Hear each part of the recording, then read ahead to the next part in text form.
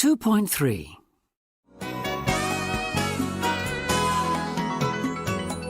Hello and welcome to today's holiday programme.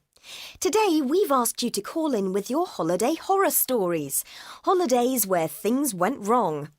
Our first caller today is Sean from Belfast. Hi Sean. Hello. So where was this holiday? Well, this didn't happen to me. It happened to my aunt and uncle last summer. Where did they go? To Ibiza. A fantastic place for a holiday. Yes, fantastic place if you're 17, but they're nearly 70. Oh. And they wanted a quiet holiday, a relaxing holiday, you know. They liked walking in the countryside, sitting on quiet beaches, things like that. They don't go abroad very often, but they wanted to do something different. So why did they choose Ibiza? It's the party island.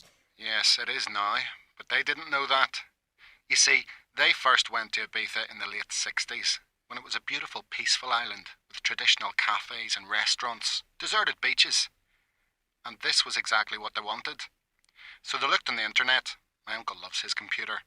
And they booked a hotel for a week in the same part of the island where they'd been before.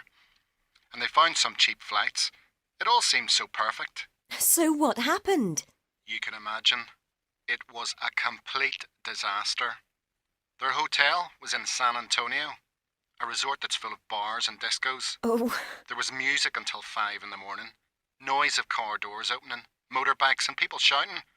They couldn't sleep at all. Oh. They were too tired to do anything during the day. They tried to get some sleep, but they couldn't because it was too hot. When they came home, they were in a state of shock. Oh dear. What are their plans for this year? I don't know. I think they'll probably stay at home this year. And next year. And probably the year after that. Thank you, Sean. And now for our second caller.